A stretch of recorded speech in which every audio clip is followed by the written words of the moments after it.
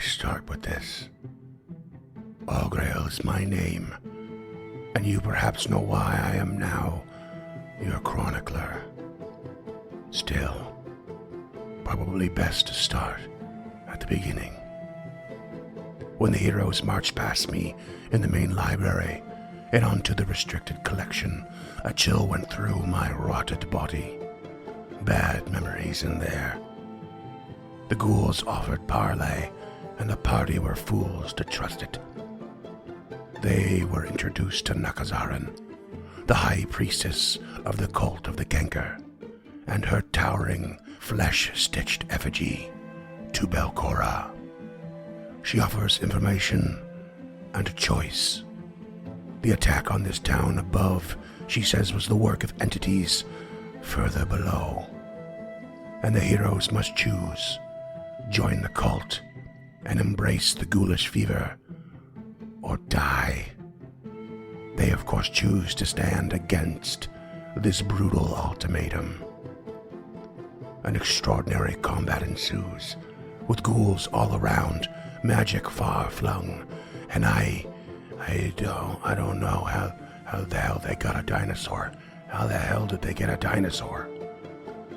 Well, anyway, the fight was long, dangerous, chaotic, and they lost Shad, torn apart by the ferocious ghoul hunger. This is when I overcame my own fear, and I joined the fray, exacting more revenge upon those who took and gave me everything.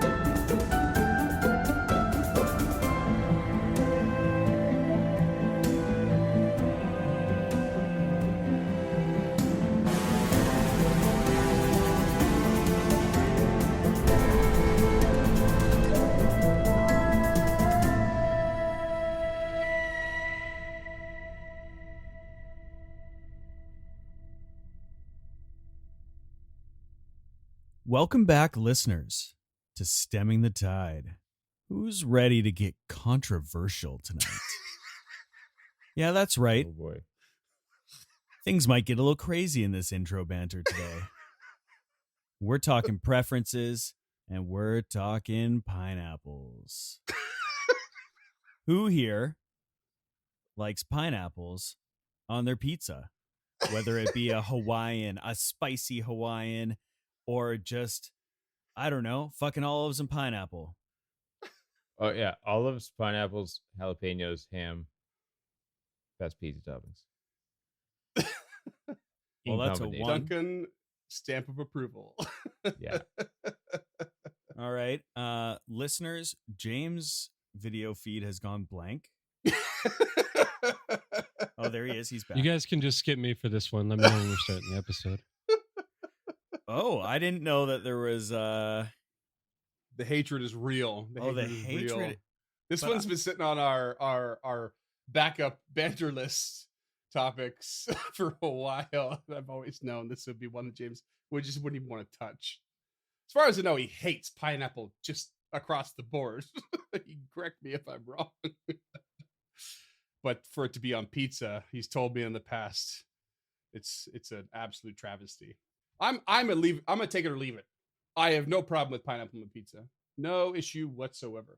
But I don't go out of my way. I don't order my own pizza with pineapple. I somewhere straight in the middle. I love it, man. Dude, Yeah. me and Gabby will get 2 pizzas. One's going to be a deluxe and the other one's going to be a ham and pineapple, baby. Bring it on. It is funny how it's a very divisive ingredient when it comes to pizza Yeah, when you engage the world of the community. Being a purist about Yeah. pizza toppings is the stupidest fucking shit because I it's just, agree. Yeah. you put whatever the fuck you want on there. Come on. Sweet yeah. and salty, baby. Who doesn't like Yeah, that? You like it? exactly. If you like it, you like it. Yeah. Now I have that a friend, being his said, favorite topping on pizza is broccoli. And he's from fucking proper New York. He's like, that's the best pizza you'll ever get. 'Cause I was like, man, I agree, because broccoli's one of my favorite vegetables. Yeah, I 'Cause could it get into soaks up flavors. You bite into a nice piece of broccoli that's been fucking just soaked in shit and it's all shriveled up. It's a flavor burst in your mouth. that's That's that fair. old meme, Arnie's Pizza Shop. Broccoli? Is it? What the hell is broccoli anyway? I'm unfamiliar. Cauliflower crust. People like to shit on the cauliflower crust, but fuck, I, love I don't think those I've ever things. had a cauliflower crust. Oh really? Oh man, you can cauliflower. You can make fucking anything out of like. See, cauliflower rice. I'm not a cauliflower person at all. I think Oh. cauliflower is massively overrated in general. It's a bad texture. It is the abysmally poor man's broccoli, and I don't get cauliflower at all. Okay, It's first of all, only good in a pureed soup. let's not class shame here. Also, you know what? Broccoli or cauliflower, if done right, is delicious. If done poorly, it is disgusting. And I've had the crust both ways. Well, yeah. I mean, it's Yeah. the same as Brussels sprouts. Great Brussels sprouts are some of the best things ever. Facts. Boiled Brussels That's sprouts fair. that taste That's like fair. bitter pieces of shit. Yeah, They I ruin mean, you for Brussels sprouts. Facts. it would be a stretch for me to say that I've never had cauliflower that I enjoyed. That's not true. But generally, it can fuck off. To wrap up on the pineapple on the pizza, do I want like a wood fire oven pizza with pineapple on it? Maybe. Would I prefer to order like a prosciutto with arugula and a little chili oil on top? Most definitely. Oh, But if we're yeah. talking fucking Pizza Hut, Yeah. slap some pineapple on there and slap me in the face with it. it's already let's shite go. ingredients. Just And get just in for there. One other point on the 100%. pineapple side of things, like in Australia, they always do the burgers with like beetroot and fried egg Yeah. and yeah. pineapple, and that is such a fucking good combo. Hmm. Like I want pineapples and beetroots and eggs on all my burgers from now on. I'm also not a beetroot person. I don't dislike it, but I don't go out of my way for it. That is the least of the three ingredients I mentioned that I'd want in my burger. Yeah. So I could take or leave the beetroot, Yeah. but I'd take beetroot over like iceberg lettuce or even a romaine on a burger. Yeah. Yeah, I've heard that peanut butter is great on a burger, but I'm So loath good. to try it. So good. Yeah. Oh, don't sleep Oh, on that, man. man. Head down to bin for I it. Do yourself struggle. a favor. I struggle with the idea. I've heard that peanut butter and cheddar is a great combo. Is Yeah. why it's so good. And when it's warm and like the peanut butter gets a little bit melty, oh, Mm. so good. So good. Yeah. Yeah. All right. And Well, I with don't know. that, hey Uh, James. Anyway, introducing James to the podcast. Maybe someone click their heels together 3 times. His screen's been blacked out this whole time. He's like, nope, I'm good. Just Eye of sitting there. newt, horn of bison. Let's put it in the cauldron. Oh, there he is. There he is. For the viewers, Uh, his mustache is much yeah. shorter because he's been tearing it out this whole time. I will throw a total No, I a was listening beetroot. to you guys. I've been playing Wordle. Okay, I'll throw in a beetroot story that is related to James, but unrelated to our original topic. And one time, we had this customer come at the restaurant that he and I worked at that threatened right away to complain about everything the moment they sat down. And and James was the chef, and I was serving them, and they got the beet salad that that James had just switched over our menu, and they ordered this beet salad, and I went over to the table and he said, "How come there's no cheese on the beet salad?" I said, "Well, our beet salad doesn't come with cheese." And he said, "Well, when I order a beet salad, I expect there to be cheese." They said, "Okay, but ours doesn't come with cheese."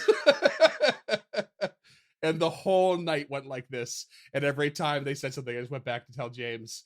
It's like they they said something totally ridiculous again. I don't know what's going on here. And this was like just when James and I met, pretty much.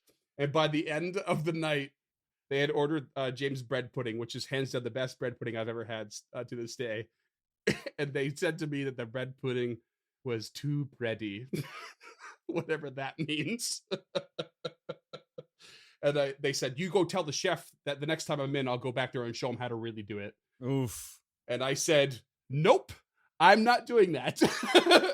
I told James later, of course, but I was like, no, I'm not doing that. Like, You don't you want know to they come have here." knives and That's- anger back no. there. I was like, absolutely not. And he was like, what? I was like, no, I'm not telling him that. That's ridiculous.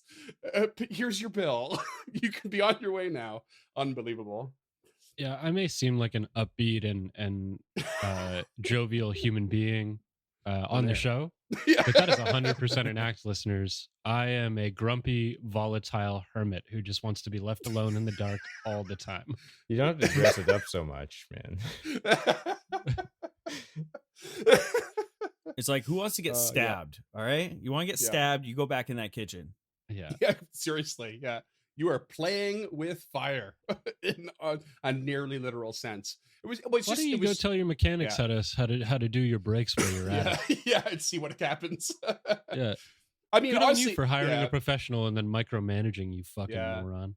It does actually. It's a lot less to do with James's like hermit natured grumpiness and so much more, in my opinion, than the audacity of someone to just be that way and act that way and expect everyone to just bow down. You're like, what do you think you're doing? You're so disrespectful. Yeah, it was unreal. So it was actually a glorious buildup of everyone laughing at this group of people and at the very end saying, no, get out. It was lovely. Treat all your restaurant staff with respect, listeners. But on the subject of people getting served, we just killed a room full of people. That was a halfway decent segue. Oh my god. Duncan, bringing it to the table. Oh, What do you mean? I Oh, don't get it. I'm sorry.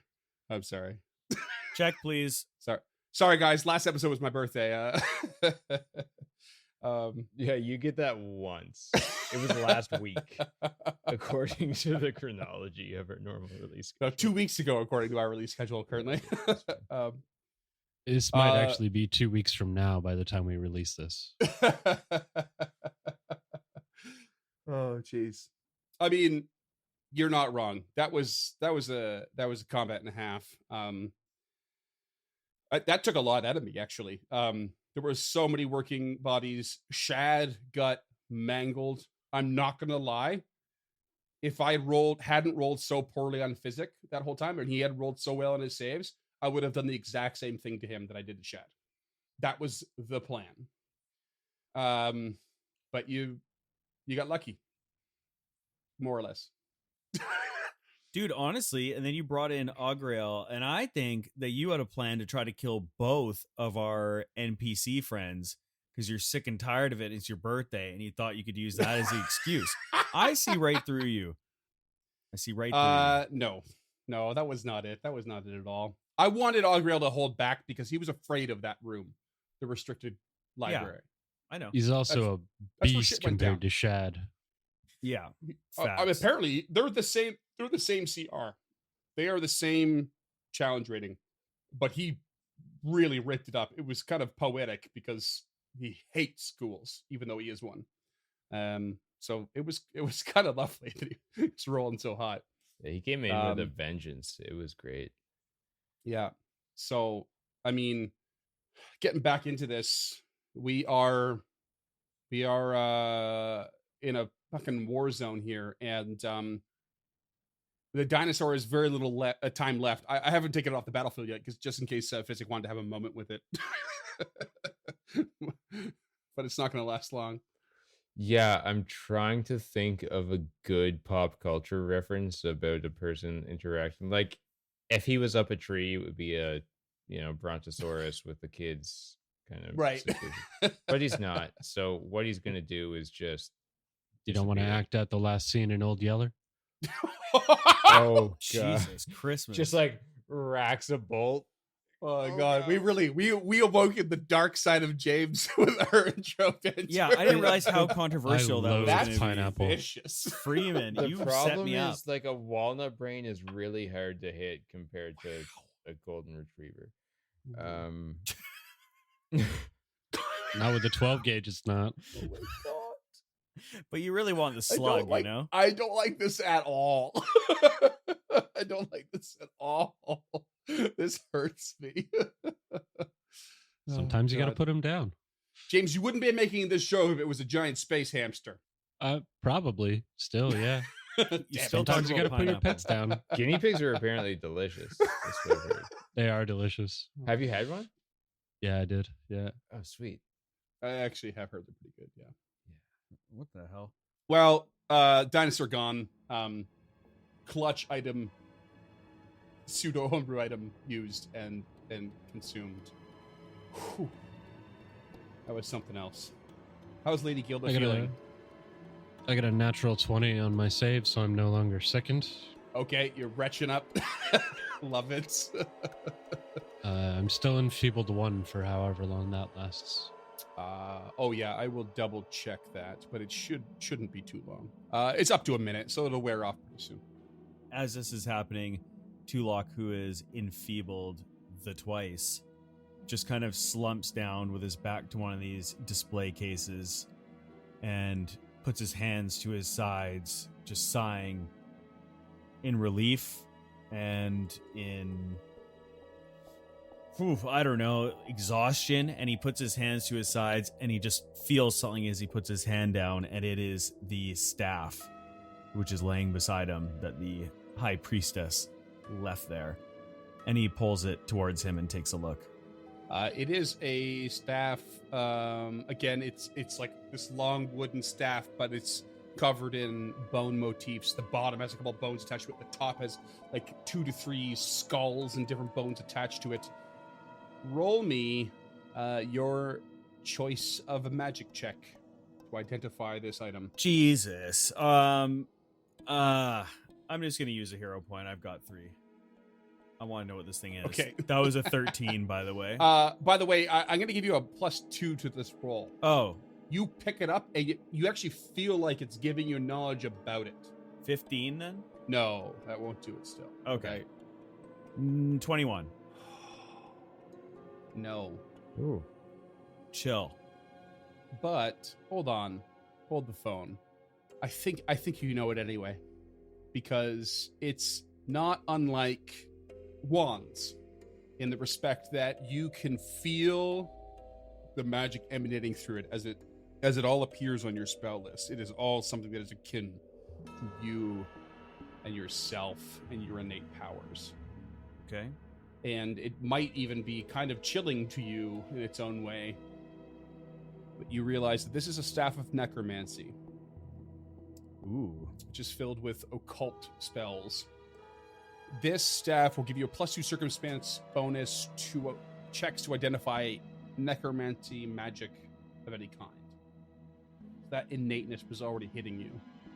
Effectively, if I break it down real quick, it comes with spells stored in it already, none of which got to be used because you knocked it out of her hands by the time she got to casting any spells relevant. It has the cantrip Chill Touch. It has the first level spells Grim Tendrils and Ray of Enfeeblement. And it has the second level spells Deafness and Gentle Repose. How a staff works on the basic level, although I'll ask you to look this up later, Scott, is basically when a staff is... When you do your daily preparations, Mm-hmm. you prepare the staff, and the staff gets a number of... I'm messing up the word here, but it's like points, like basically... Like focus points? Focus points, sort of, equal to the highest level spells you can cast. So, if you were to prepare this spell, for example, you can cast highest level 3 spells? 2. 2, okay. So you would only be able to put 2 points into this. And then for every level of spell you cast, it costs 1 point, is the idea. So it comes with its own spells in, there might be more rules on adding spells to it That's something you'll have to look into.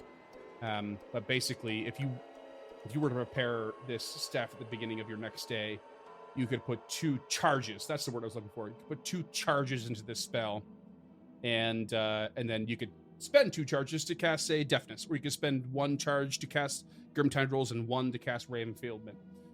It would cost you none to cast the cantrip, so on and so forth. Does that make sense? Copy that. Yep. So currently, it has 3 charges. Oh, You can't obviously cast a level 3 spell with it. You don't have one, nor is one stored into it. But it does currently have 3 charges. Okay. Because she did not use any of it.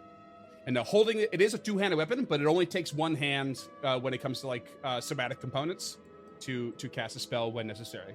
So you don't have to worry about having a free hand, as it were. But it is a 2-handed weapon. oh, that's awesome. And Tulok is Yeah. stoked by that. Now, so do I have to prepare it for the day before I can use it, or can I use it now? I don't think so. I think it's like a wand. Like it's ready to go. So I think you can use it right now. Okay. And seeing Tulok still enfeebled, Physic would like to move 5 feet east and treat condition. Oh yeah, still enfeebled. I forgot about that. That might also be coming off pretty soon, to be honest. Well, good thing I don't naturally fail medicine checks very often. Go ahead and roll me one anyway. It's a 17. Yeah, I think you got that from the cultist, but I don't think that's going to cut it actually. So, but I think after just a little bit of time, like you could see everyone kind of taking a rest, and Tulok and Gilda sort of bolster. Okay. Hey, while we're all hanging around, if we've got the time, he would also like to treat wounds on himself. How long do you figure we're hanging out? Well, at least 20 minutes if we're doing a treat wounds and a treat condition. Okay. I'm back to full health. That's all you need, baby. Yeah. While they're doing that, she'll investigate the cabinets. Yeah. Okay. I am way down, Yeah, so I will the, take all the health. You got the Yeah. physic for your heal. So it'll be another one on top of that. So as we've discussed, because Physic does not have a deity, he has the Godless Healing feat, so he gets an extra 5 hit points. Sick. It was a 23 on the medicine check. 14 HP back. Puts him Nice. pretty much 5/6 of the way back. 5/6. Sorry, is that for me or Yeah. for you? That's for me. Okay. Calm down. Apologies. Augrael is just indulging in his bloodbath. It goes from a frenzy to something very casual but very consistent. It's unnerving, to say the least, as you probably already expect, but just sort of leaves you to your devices. Physic's doing some healing on himself, possibly on Tulok, and Gilda, you are investigating the display cases. Is that right? That is correct. They are thoroughly smashed. There is a magical light. You can tell it's magical. It's just emanating to display the cases. There's no actual light source, but they are constantly lit. But there's nothing to light. There is nothing inside any of the cases. And as you're looking around, the thing that keeps catching your eye is the brutally macabre form at the north. It is stitched, brutal, fetid, rotting flesh from who knows how many sources. And it just stinks. She'll reluctantly move over to that and continue her investigation.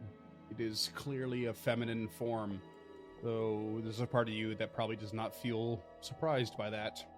But there is nothing else for you to discern. You have no idea how this could possibly be some sort of vessel for a dead woman. If anything, it might just be the insane ramblings of this cult. I think that would have been her baseline assumption. Yeah. Like she's never heard of something coming back from the dead to walk around in new skin. So her entire assumption is that these ghouls are fucking crazy because they have ghoul fever. Yeah. I mean, you have there's a part of you that probably has reason to think that these ghouls, at least some of them, have been here for centuries, which would really lay into insanity. Yeah. Why would she think? What I want to know is whether or not you think Gilda, or you actually thought yourself that this thing would be another golem. Because I thought maybe you were like, blood golem, blood golem. No. No? If Okay. anything, that would be a flesh golem. Yeah. But no, because it's art on the map, it very rarely seems to engage as a Oh. pawn. Yeah. I thought it was going to be the visage of Nimbleoth. I did not expect these ghouls to be worshipping Belcora. Same. So that's the big reveal for me. I'm Yeah. 100% there with you. Okay. Oh, interesting. Cool. Hmm. Duncan, what'd you think? Pretty much just happy to be here. No, I thought. Yeah, I was literally gonna joke. Oh, you didn't think, did you? And then you just did it anyway. Yeah. Wow. Glad we're on the same page. No, I figured that they were in service of Belcora at some level, but not Mhm. to the point of trying to recreate a fleshy version of her. We've got a Okay. whole shitload of research to still do on Nimbleoth that I think we've got a lot of pieces to put together. Also, as an aside, did a medicine check on Tulak, and it was a nat 1. Okay, 6. So how many points of damage do you do? Do you have any more hero points? Actually, I do. Before I roll this damage die, how dead are you? I'm not super dead. I have 13 hit points left. Okay, more than 8. That's all we need right now. 3 damage. I want to hear an apology in physics voice. You mean 16, right? Like it's 2d8. Is it 2d8? Yeah, it's always 2d8. Not according to Archives of Nephis. Critical failure, the target takes 1d8 damage. Oh, then I've been doing it wrong this whole time. Yeah, I think he's right. Yeah. Okay, that's excellent. That's Oh, fantastic. Yeah, news. That's okay. physics. It will. Please. I mean, I'm just trying to help, but you know, Oh, thank you. sometimes you need to learn a little lesson. Yeah, It's okay. pronounced tentacular. Okay, I apologize for my diction and my bad pronunciation. All right. Mayhaps we try this later. Thought I'd never hear the words of the Scots mouth. Mayhaps very well. so that sucks. Standing up, Tulok would like to move over to the body of the high priestess. I'm sorry if James already did this. I didn't hear. Can he search the bodies? No, Gilda won't check the ghouls. The bodies are empty. Yeah. The only thing of value that you could see was the staff. The only thing they have around their necks are chunks of flesh on a thong, like you've seen before. They bite into them and seem to gain some sustenance. Tulok would like to search the room for secret doors. Okay. I was about to ask who has Shad this week and get sad. We can ask who has Augrael this week. So I see no reason to deny the use of Augrael at the moment. I'll take Augrael then. Augrael has braved his fear of the room to the south, so we can come to that when you approach him. But you search the room for secret doors, but you find nothing. It's an odd-shaped room. It's a couple. There was a left and a right, or like an east and a west alcoves that seem to have little to no purpose, but you find nothing within them or anywhere else in the room. Tulok moves to the south and pulls up the wand and casts Gentle Repose on Shad, and then slowly begins to try to slide him into the bag of holding. I was gonna say take his inventory, not the whole Shad. He's gonna have ghoul fever very soon. I suppose. Yeah, but he'll just die. He succeeded all of his saves. I guess he did die by the hand. Yeah, I mean you're not wrong. You're not wrong. Yeah, he's coming back. Yeah, but he'll be in the bag of holding and he'll just suffocate and die. Sorry, what? Do ghouls have to breathe? It depends on the undead. Does it really? Yeah, it's not as cut and dry as D&D 5e is. They don't just get don't have to eat, breathe, and drink kind of stat. So, Really? like That is like a shocker. I apologize, Scott, the for being a ghouls dick are about immune that. to unconscious. for example, which makes them effectively immune to sleep effects. But I have nothing here to indicate that they don't have to breathe or even eat. We all know the ghouls love to eat. Oh But shit! I have nothing here to indicate that they don't have to. Also, I didn't realize this. I was just reading through the bag of holding just to confirm how long it takes them to suffocate. But Yeah. you can also attempt to escape at a DC 13. Oh. Oh, that's So a low Shad DC. Shad could just come popping out of this bag as soon as Yeah. possible. Okay, with that being Well, said, You guys have done checks on Ghoul Fever before, and you said he for a living passed them. creature, it takes time. It takes time. did you say he passed them Um, enough that he wouldn't, or do we not know that? I'm gonna say you don't know. Thanks. But you do know Ghoul Fever will kill you eventually if you keep failing. But even after the death, some time has to pass before you rise. That's all you really know. Okay, I'd like to recant that, and Tulok walks up to him, casts gentle or will kill him in whatever way, make sure that he won't come back, and then we'll cast You know gentle what? repose. It's a good question. Is let's read Gentle Repose. Can you read that to me? I can. The targeted corpse does not decay. Oh, Freeman, you are a smart man. Nor can it be transformed into an undead. I'm sorry. Can you backtrack and just say that one more time? Freeman, you are a smart man. Oh, thank you. Nor can it be Maybe your transformed fucking into ringtone or an something. undead. It must be my birthday. Not anymore. All right, Amazing. good on you. Okay. Good call. There you I don't have to cut his head off Mike. before I put him in the bag. Perfect. go. So Tulok cast. I was gentle- imagining you like ramming the rapier like up his nose to like make it real subtle like and destroy the brain, scramble it a bit. Oh yeah, Egyptian style. Yeah. All right. Okay, perfect. General repose cannot become undead. That's actually pretty cool. I love that little note. In the bag, Um, and then he sees that Lady Gilda has already moved out of the room. So he turns to Augriel and says, Augriel, come with me. We must follow Lady Gilda. And then he kind of picks up his pace to follow.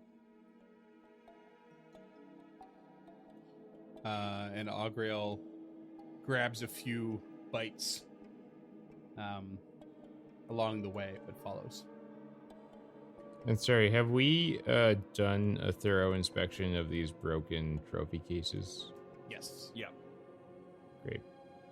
Well, then physical bail as well. Dulak pulls out a lesser healing potion, but does not yet drink it. He's looking rough too, isn't he? Oh, yeah, Who's gonna hold the Augriel? I do. Oh, you do.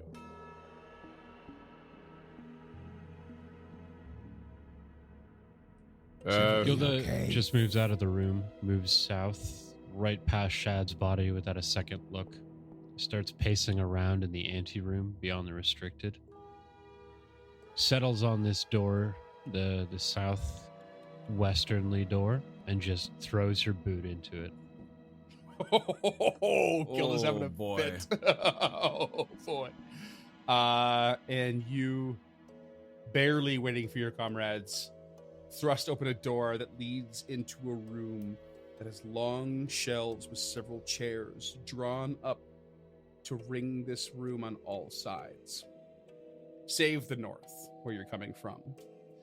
Rancid stains of old blood and decay cake the shelves and floor, and two cultists appear to be in the midst of a spirited debate when you enter, but quickly turn towards you and hiss in rage. Does anyone speak Necril? Yes. The spirited debate you hear is, I like it better with mushrooms. No, it's better with the ink inside. You're crazy. It's tastier with a salting of the fungi. No. Scrape a page on it. Ink is your man. And then they turn and fight you. Interesting. And we're gonna roll for initiative. All right.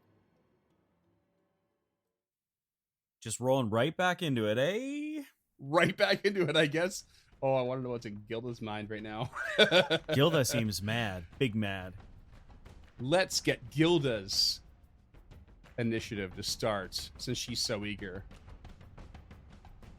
18. Physic. 16. Tulak. 13. Augrail? 12. Wow, it really went down, didn't it? Okay. Top of the first round. One of the cultists turns towards the door that's been flung open.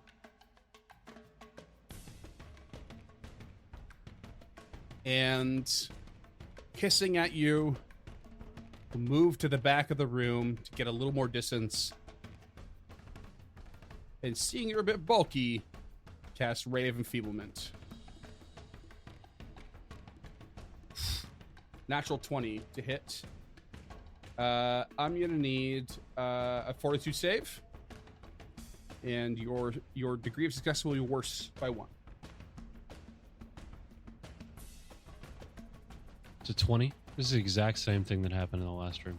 I know, I was Really going to say, is. James is going to That's fucking super- kill you. 20 is a meet to beat, which makes it a failure. You are enfeebled 2 before you can enter the room. Bad news bears. It is your turn, Lady Gilda.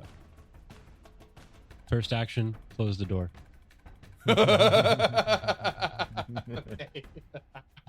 immediately regret this decision. Second action, lay on hands on Tulak. Thank you. Okay. 12 HP back. Yeah. I think that's pretty much it. Third action. She'll raise her shield. Raise your shield. Okay.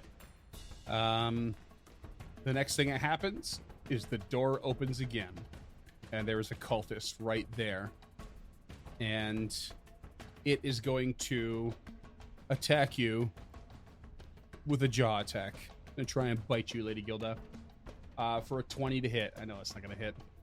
No, sir. Natural 8. Brutal. Physic. Just call me Dr. Quinn Medicine Woman. Because the doctor's visitation is in order. I'm not calling you that. Oh, please never do. And please. I will only call you Jane Seymour. What do you got, Jane? How dare you, sir? It will be a treat condition on one Miss Lady Gilda. Okay. Do we need to talk about this? Because it might be a natural one again. Oh my god. God, are you serious? You and James need to spot. Hero point, hero point, hero You hear point. that point? Okay. Oh my god. And that was... The next one was a 4 on the die for a 16. Well, at least it's not a critical failure. But no dice, my friend. No The dice. effort is appreciated. I want to cry right now. So that's... Thank you for the moral support, Scott. Noises by Scott. That was 2 actions. Third action will be draw a minor healing potion. Okay. 2 luck. All right. First action, Tulak is going to drink the lesser healing potion that was in his hand for 11 points of healing, so he's looking a little better. Second action is going to cast telekinetic projectile, dropping down a stone upon the head of the cultist right in front of Lady Gilda. Okay, lesser cover. Oh, no, that's going to be a miss with a 14. Brutal. And that will be it for him. Okay, not a great start there, fellas. Augrail. Okay, Augrail is going to stride and attempt to tumble through past the cultist. Okay. Acrobatics check. Yes, please. sir. DC 19. Ooh, natural 1, shunted back out where he belongs. Oh, I feel like everyone is being thrown off by Gilda's silent march forward. He's gonna try one more time though. There's no critical failure for tumble through. We didn't really cover that before, but yeah. Second one is a 22. You're good. Yeah, okay, go for it. All right, and then he turns and with flanking will attack with his jaws. 18 to hit. Flat-footed. With flanking, it hits. Yes. For 14 points of damage. Oh, beast. Okay. 14 damage. And that's all him? That's it. Okay. Cultist within the room at the south is going to step forward and get it in closer to the center of the room, be closer to the door, and is going to cast Grim Tendrils. These tendrils of darkness curl from her fingertips, racing through the air, and everyone in the line, including her ally, needs to roll me a fortitude save, please. I believe it's just living creatures. Is it just living creatures? Yes, so Augrael and the cultist don't need to. Oh, you are so right. Good call. You've got that spell, do you? Yeah, I was just looking at it. Nice. Okay, so Gilda and Tulak, please. 28. Yeah, it's a success. 28 as well. Damn. Okay, you're both going to take a mere 3 negative damage. I guess that's going to be 2 for Gilda. It was not nearly as effective as I was hoping. Lady Gilda, what do you got? First action will be a strike Mhm. at the reduced penalty. It's 26. That's a hit. Okay. It's about as high as it gets at this point. 5 points of bludgeoning damage and 1 point of positive. Yep. Second action will be to raise. And third action, she will strike again. Punch. 16. Yeah, no dice. And the cultist is trapped between you now. Not going to be happy about that. It is going to. It's actually, I think it's going to follow suit with its friend and cast Grim Tendrils from where it stands and do the same thing to Gilda and Tulak. Another fortitude save, please. 18. 21. Okay, 21's a save. So you only take 2 points, so probably 1 Gilda and 4 points to Tulak. Tulak, you are taking 1 persistent bleed damage. These tendrils rip your skin apart a bit. And then this cultist is going to attempt its own tumble through to get past Augrael. So versus the reflex DC, a 26.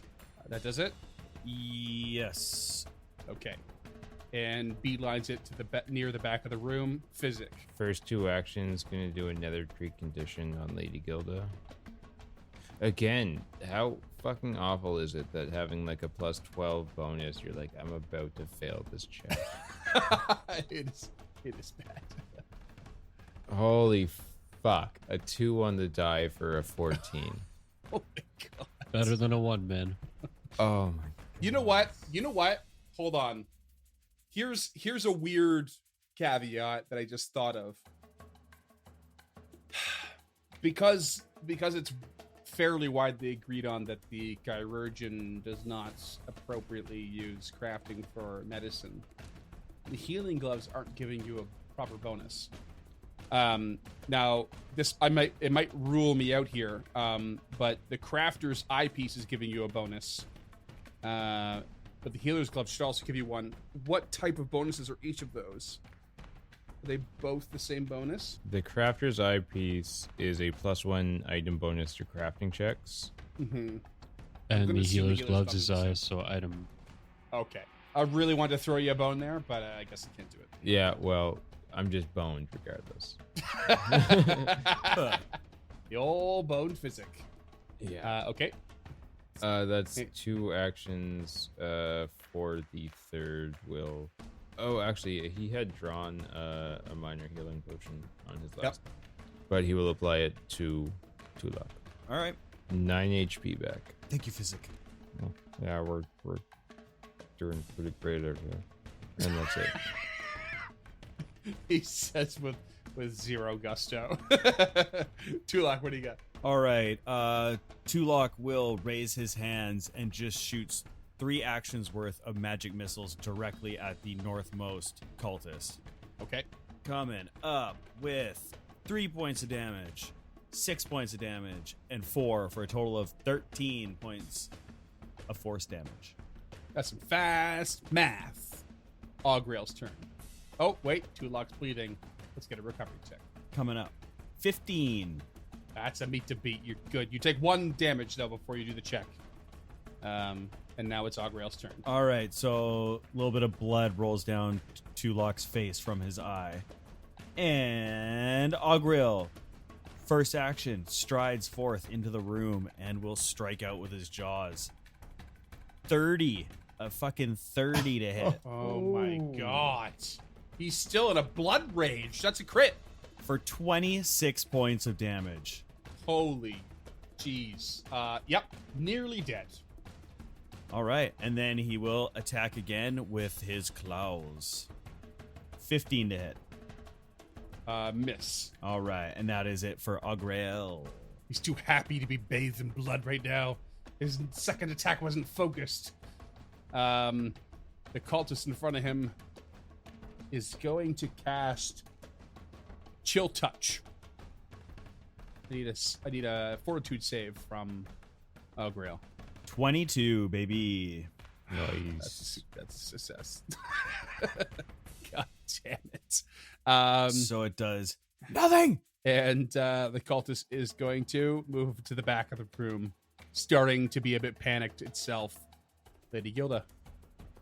Gilda, with her first 2 actions, will stride into the room up to the closest cultist. And with her third action, she will strike. The 21 to hit. That hits, yeah. 9 points of bludgeoning and 1 point of positive. Okay. Can't anything shake else? these garbage rolls. No, that's all 3. Yeah, you're struggling on those ones, especially those radiant ones or those positive ones. Yeah, that's okay. 4 ones in a row. The cultist that you just punched is going to touch you with the harm spell. I need a fortitude save, please. 23. And that's a success, you bastard. I still can't roll higher than a 15, man. Like, in 2 sessions, I've had 118, and it was on that one attack that I got like a 23. You take 4 negative, so 3 in your case. Yep. And this cultist is going to grab a lump of flesh that's sitting on the table next to him and take a bite and get a little bit of healing back. Just a very little bit of healing. Oh, good. Oh, Not a fucking good thank amount. God. Physic, what do you got? Physic will stride into the room directly behind Augrail. Okay, actually, from where this, like you come out the bottleneck of the hallway into the room, and Augrail is directly in front of me, would it be lesser cover to hit the cultist to the southeast? To the southeast. Yes, it is. I mean, if you drag on Foundry, you could see how the squares math out, and all girls included. So that would mean yes. But you have enough movement to move 1 more square if you want. Yeah, but I also like using a big nasty corpse tool as a human cover for shield. yourself. Yeah. See, that's the give and take, isn't it? You know, they get cover, but you get cover. Yeah. Okay. 1 action stride, 1 action draw the crossbow. No alchemical reagents to be used on it. Just gonna fire All right. for a 28 to hit. Yep, that hits. 5 piercing damage.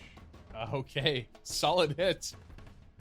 Don't get a lot of crossbow hits from Physic for that, but Yeah, wish it was Nailed it. infused with some kind of fiery, poisony, fuck you up in the face kind of thing. But here we are. That's the turn. Tulak, what do you got? Tulok strides into the room and turning west at the bottleneck is standing opposite Physic. Looks at the cultist to the south of Lady Gilda and will cast telekinetic projectile. Okay. Is an 18 to hit lesser cover, so I believe that's a miss. To miss normally. Perfect. That's it. So that's it, dude. Agrael's turn. Will sprint in and past the southwest cultist to flank with Lady Gilda and will attack with his jows for a 31 to hit. Everything from me. Yeah, it's a crit. What the fuck? 20 points of damage. Hungry boy. He's got a plus 12 to hit while you're rolling over 30 almost every time. It's insane. It's insane. It's insane. Yeah, dead. Fucking murdered. Holy Okay. shit. And he has full health, but he only has one more. Nah, actually, never mind. I won't get cheeky with it. He strides to the east to be up in the grill of the second cultist. Okay. And that's it. Top of the round for that cultist who is like, fuck. Maybe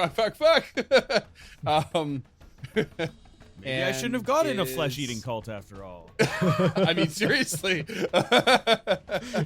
I was supposed to go to veterinary school. Is going to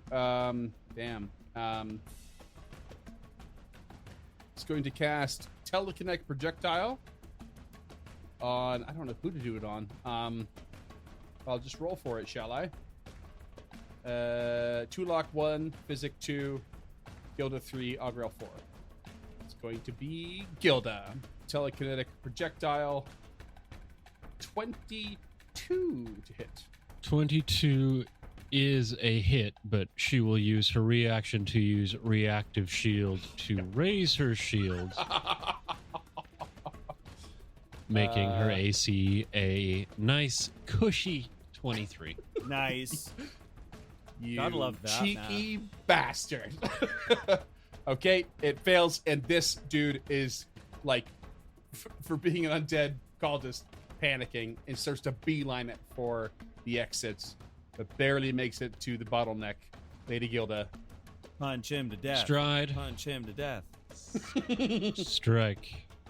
That is a natural 20 for a 20. Hey, there it is. Hey. Give me some brutal description of the destruction of this undead. It had 1 hit point left. Yeah, so she has been so frustrated these last 2 combats between being weakened and somebody bringing back the memory of her wound that she spent so long to try and get past. And then to see Shad fall to these creatures, she's already not cared for these creatures. She's already felt okay to unleash on these things. I think now she hates them.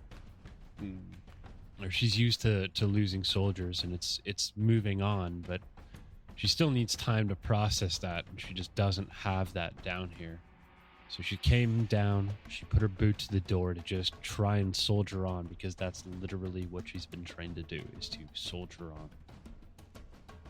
And she finds these two things that she can just hit. Something simple. It's a simple thing.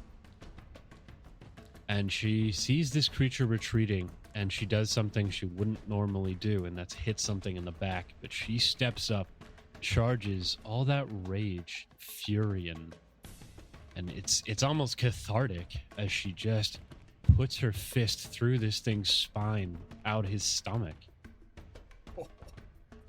And this, like, it's just glowing with this radiant energy of Aurori, and that's the moment that hits her, is that this isn't what Aurori wants for her to use her powers. This isn't how she's supposed to do it. She's not supposed to destroy ghouls from behind in a fit of rage. There's nothing perfect or beautiful about this. This is just pure human emotion. And she just lets this thing fall, and no tears, but she lets herself be sad for a moment because she doesn't know when the next time she's going to get to be sad is. She didn't like Shad. She didn't really know Shad, but she still lost somebody who watched her back, and that hurts. Tulok turns to Lady Gilda because, just like James just described, Lady Gilda just kind of left the first room, immediately stormed in here, and nothing was really said. And it was just from one combat, boom, straight into the other. And he followed as quickly as he could, but, you know, there was no keeping up and there was no talking to her.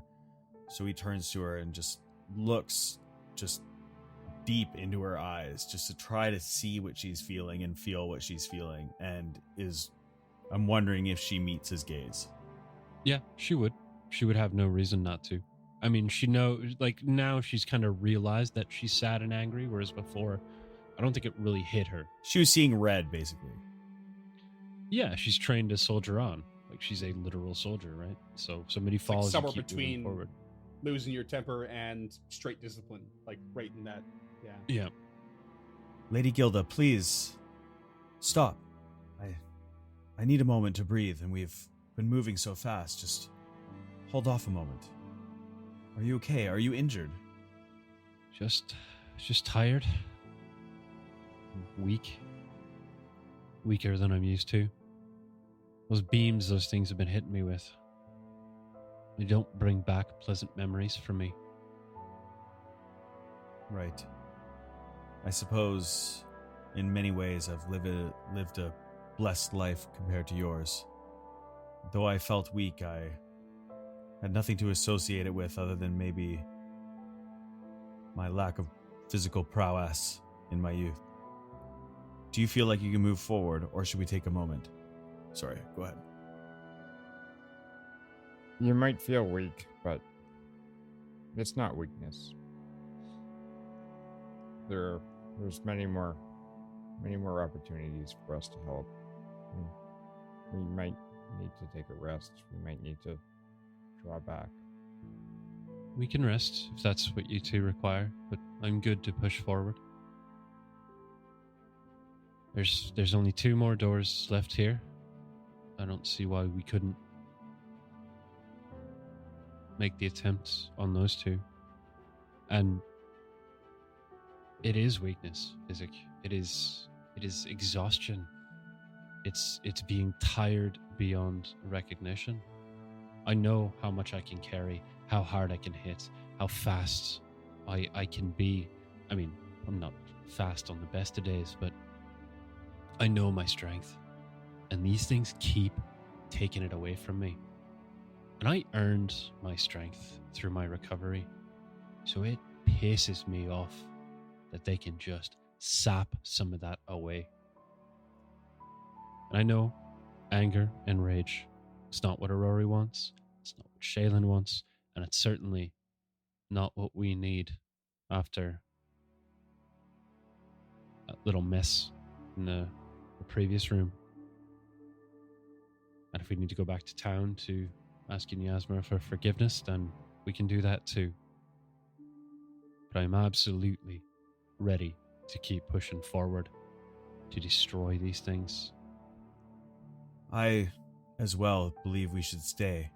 And I don't need a rest. I'm trying to caution you that we can't forget ourselves. We can't forget what we've been through and how we've been moving. I know that Shad is no longer with us, and that's a blow that we will have to think about later and come to terms with. But for now, we can't lose ourselves in the madness. Just remember what we're here to do. We're here to save people, to save the town of Otari. And I don't think that we should lose ourselves in that, but we must make concessions. We must do things that we don't want to do to help people who cannot help themselves. I feel like my powers are becoming darker, and I feel they're reflected by some of these disgusting creatures. So I must use the power of my enemies against them. And he looks down at the staff. This evil has been used upon us. but I will do my best to bring it down upon those who wish to thwart us. Augrael with dripping mouth of flesh and blood. A raging Turns. erection.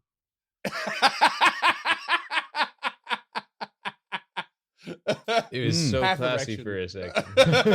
I saw that on his character sheet. Half chop on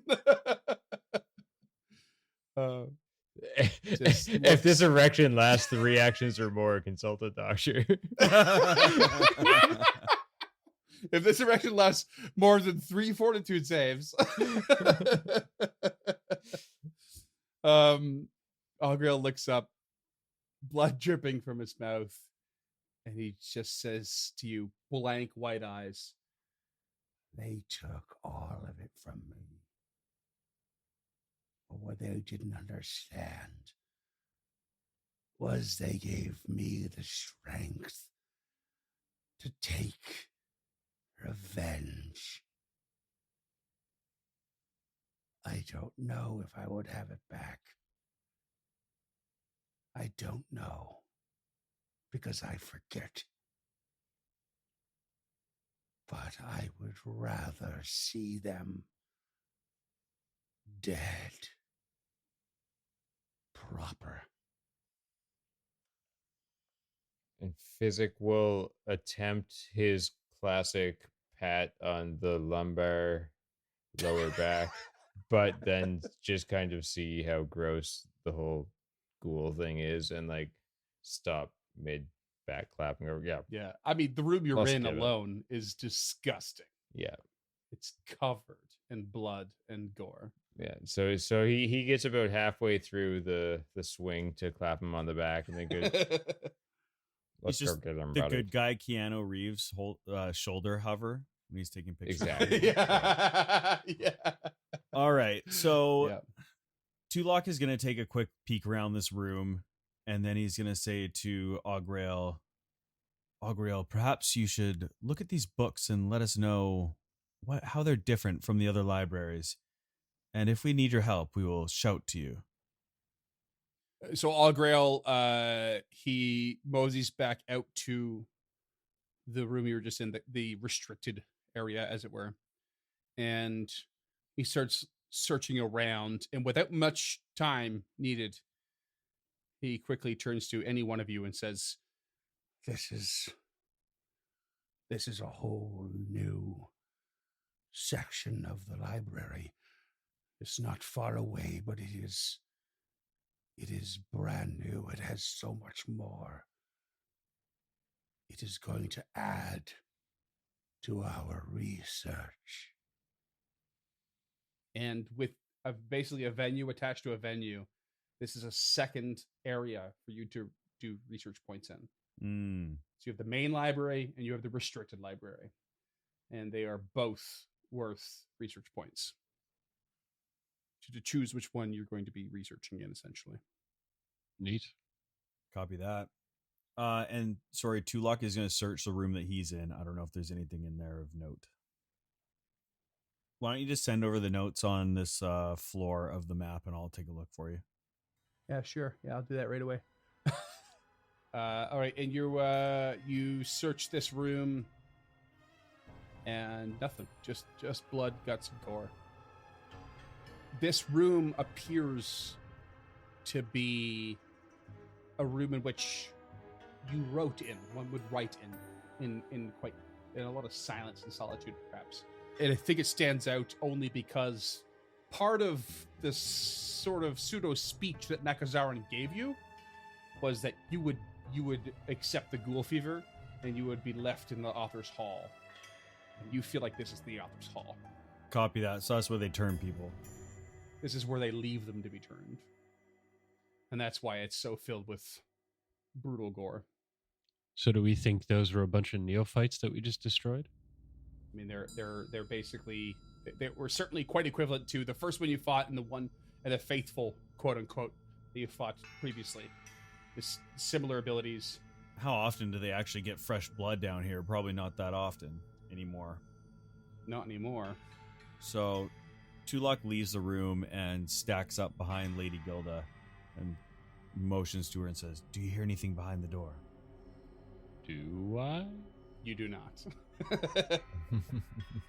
I don't know. I can never remember if those perception checks are closed. Yeah, I mean, most of them are closed. You could tell if I tell Yeah. you yes or no, you could guarantee I've rolled it. That's for you and the listeners. I And- roll a lot behind the scenes. Tulak avoids notice. Okay, not hearing anything at the door, taking the defend action. Open.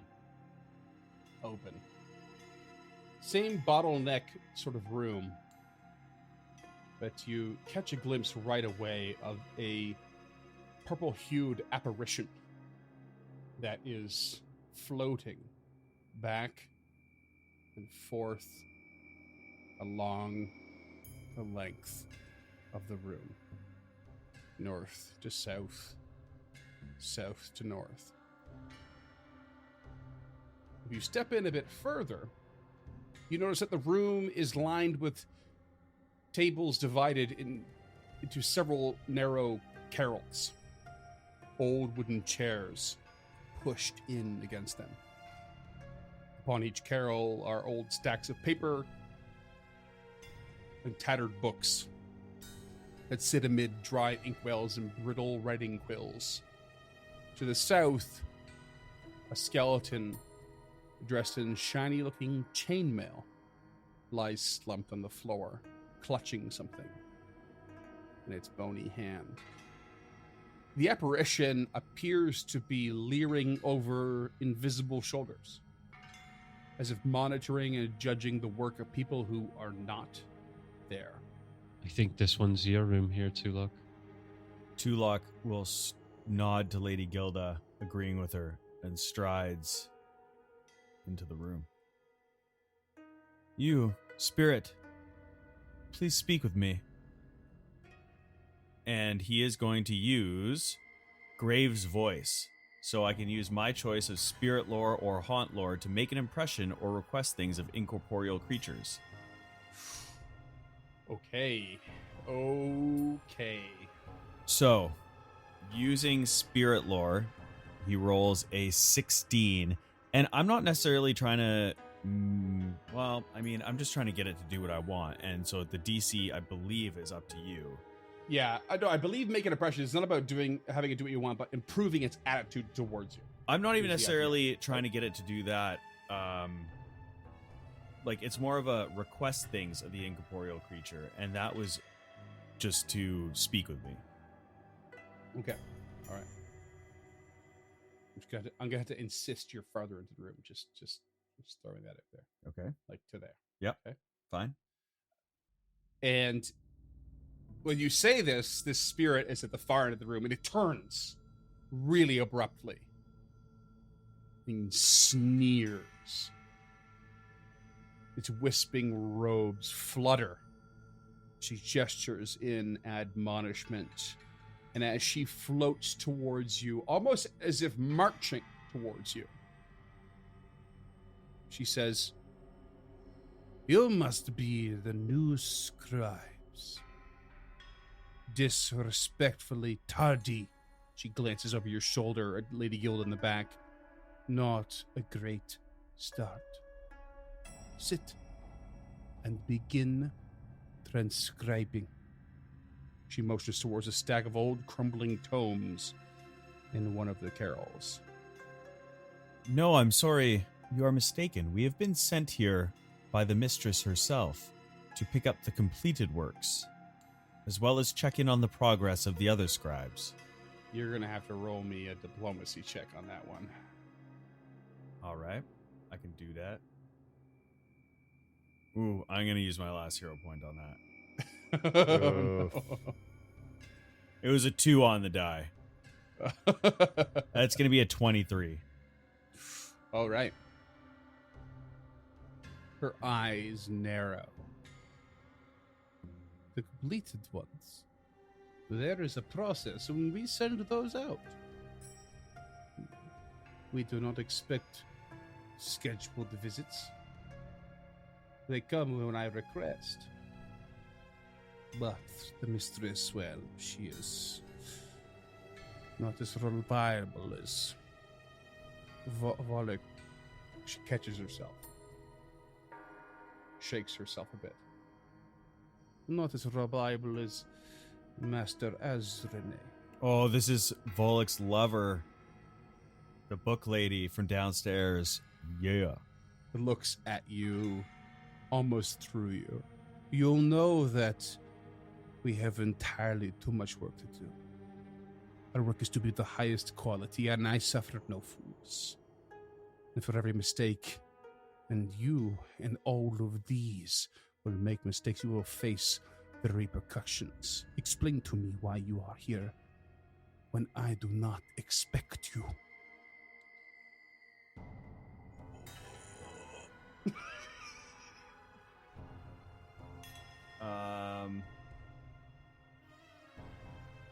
One moment.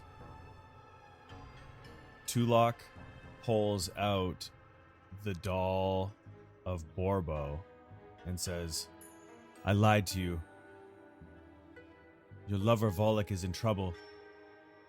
He sent this creature to kill me and to come after you for help. You should help him. Up north. Up above. In his workshop. You should leave here now. What are you saying? And she looks at this doll with this recognition you hoped for, but maybe didn't expect. Borbo? Is it true? You are my would-be assassin. Now dead in the hands of this creature. What danger is my master Azrenean? Explain it to me now. He is in trouble with Belcora. You know how she can be. Temperamental and dangerous on the best of days. She is up there, and she is menacing him. I know he is powerful, but he needs your help, and he needs it now. She has always stood between our love. Yes, she would do this to him. Of course she would. Of course she would. But you are her unwitting pawn. There is no other way. Only Volk would be my ally. You have betrayed us all! No, you don't understand.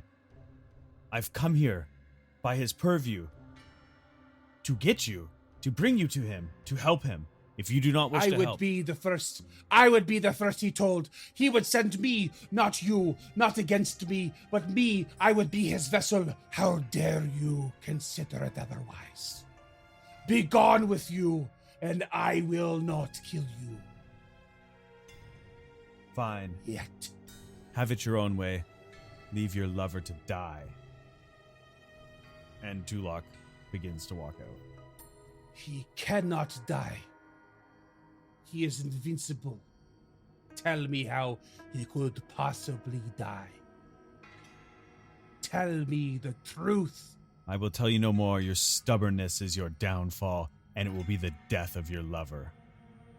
And she charges towards you to the entrance of the door. It stops. Almost like pulled back by some unseen tether. And she goes blank and turns around and starts to pace the room again as if you had never been there. Oh, that was all for fucking nothing, wasn't it?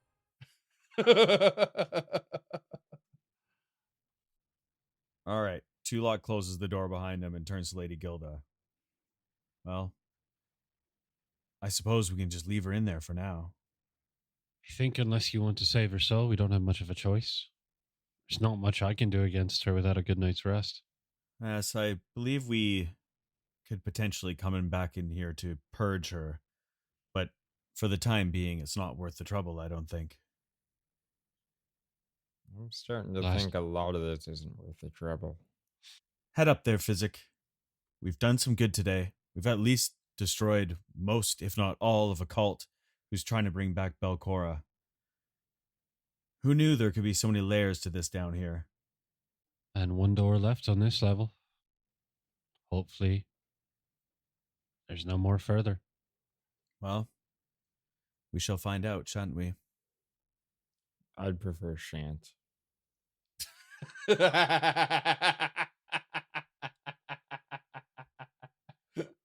Shant's dead. Oh, that was Shad. My bad. Oh no! Too soon. Too Poor soon. Shad. Poor Shad. Yeah. We haven't found any stairs going down, have we? You only found the Yeah, we have. Have we not? I don't see The any very, on the map. very far west? Oh yeah, there is one. Yep, there's over yonder Okay. where it gets dark at the end of the actual hall. That one goes down. Okay. She listens at this final door, Nothing. taking the defend action. She opens. And it's as poetic as can be. The very last door you open leads down. Huzzah. Stairway down. Let's just poke our heads down. Just to see. Ooh.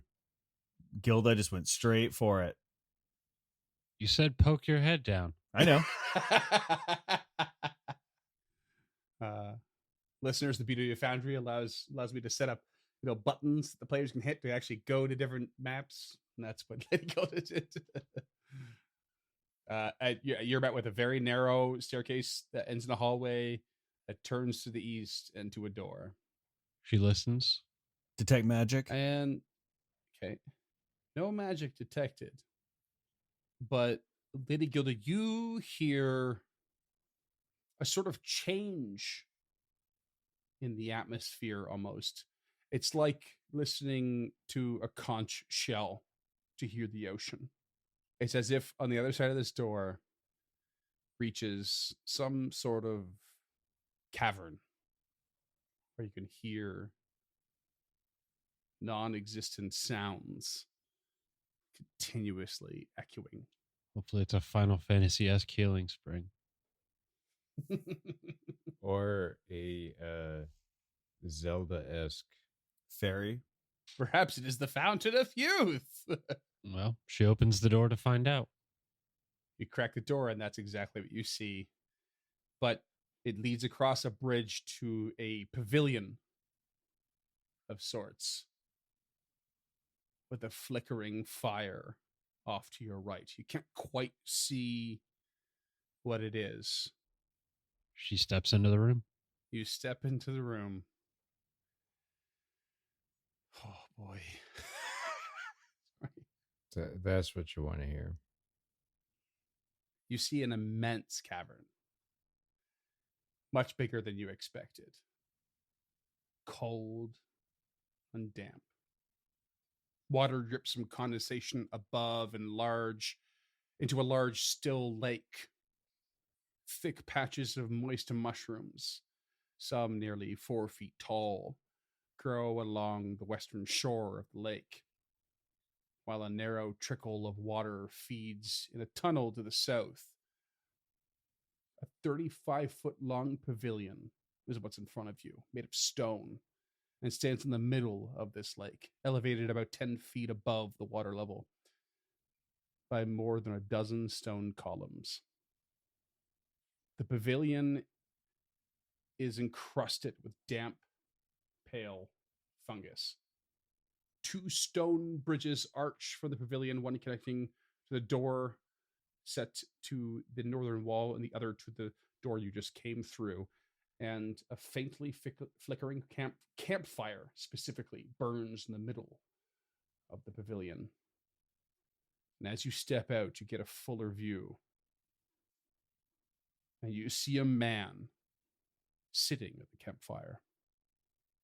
He looks bestial and ragged, unwashed. And next to him is a wolf that lays curled up in the warmth of the fire. He turns his head towards you with a crazed look in his eye.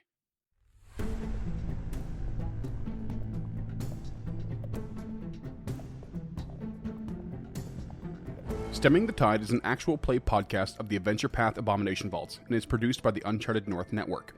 Stemming the Tide uses trademarks and/or copyrights owned by Paizo Inc., used under Paizo's community use policy. We are expressly prohibited from charging you to use or access this content. Stemming the Tide is not published, endorsed, or specifically approved by Paizo. For more information about Paizo Inc. and Paizo products, visit paizo.com. Music is composed by Will Savino and artwork by Greyhood. Stemming the Tide is recorded remotely using Foundry Virtual Tabletop. If you wish to connect with us or support this project and projects to come, we can be found at unchartednorth.ca, patreon.com/unchartednorth, and on all major social media platforms. Links to all credits can be found in the episode description and our website. Thanks for tuning in.